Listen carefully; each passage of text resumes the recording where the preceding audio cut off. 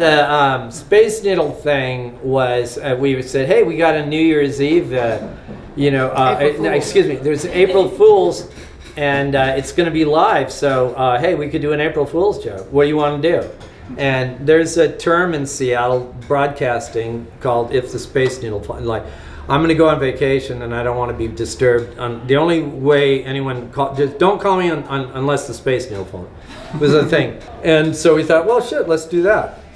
I mean, it was a little bit more involved than that, but that was basically, and we thought, let's just do a quick thing off the top that the Space Needle's fallen over, then come back, and we'll just say no, and we'll, it will just catch people by surprise for a second, and so we got it ready, and Pat said, you're making a big mistake. You're going to scare a lot of people. You shouldn't do this. Because he was doing the announcement, and he says, this is not a good idea. You're going to scare a lot of people. This is not a good idea. And so at some point we thought, we better run it by the program director.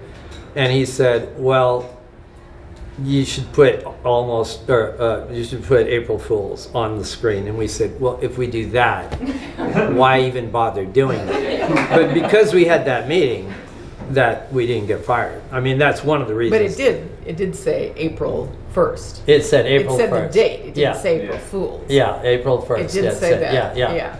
And they used two people that weren't in the Almost Live cast. Yeah, that was the first thing I did. Oh yes, that's right. That's right. And actually, and it was Tracey that really, in my opinion, actually caused the no. I mean, seriously, it was that she was like, we had an eyewitness, and she acted it so like she was so distraught that people, I think, people turned like, what is it? And she sold it so well. Good evening. Approximately 7 minutes ago, at 6:53 p.m., the Space Needle collapsed. I was walking along Mercer here, and I heard this sound. It was like thunder, and oh my God! It was like, yeah. Yeah, and the guy who was the breaking news story was from the King newsroom, which I don't know when that had been shot, but it actually we actually shot that in the production area. That was the area. But he sold it too. He looked so much like, well, I don't know who this is, but he must be a new anchor or some new reporter, and he was very grave about it. And we had the mock-up. You guys probably would mostly appreciate the design guys that it looked like it had fallen down in a reasonable way. It wasn't too cartoony until now you look at it, and of course now it wouldn't pass the muster today, but it was the very beginnings of computer animation and computer aided design. And it was just the opening of the show, so people weren't really paying attention. You say, oh, we have a special breaking news. Yeah. And you just half are listening. The Space Needle has collapsed. But what happened then? What? My daughter is having dinner at the Space Needle. So what happened then is that that so many people called 911, it shut the system down. That was dangerous. That was very bad. And that was bad. Really bad. And so people couldn't get through to the actual system. So some people that were, in my opinion, pretty smart about this, they called King and said, my grandmother had a heart attack and we couldn't get through to 911 and now she's dead. And so they were getting back at us, you see.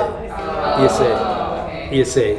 And as it turned out, on Monday we were waiting for these I was in this meeting room that I'd never been in before, and they were talking about the various strategies that we were going to have to deal with these lawsuits, and I'm like, Jesus Christ, what's going to? I mean, it's like the amount of trouble that I thought I was in at that moment. You're like, I'm in fucking gigantic trouble. Not only am I going to lose my job, I'm going to go to jail. I'm in trouble. Like, this is trouble. Like, there's a room full of people talking about this shit, And, then it turned out that, like, well, no, everything was fine. Nothing happened. And so by the time, it came...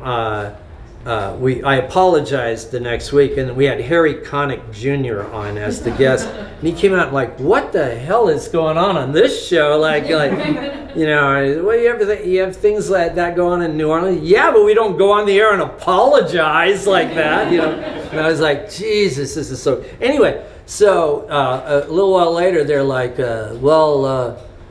Are you gonna host the Space Needle? I was like, what?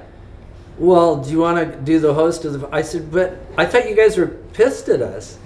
Well, you know, you said you were sorry. And then it's interesting because of how a lot of people were very angry at us, but the way it is told around King now, that is like this hilarious thing that happened, you know, back then. That wasn't the way we experienced it at the time.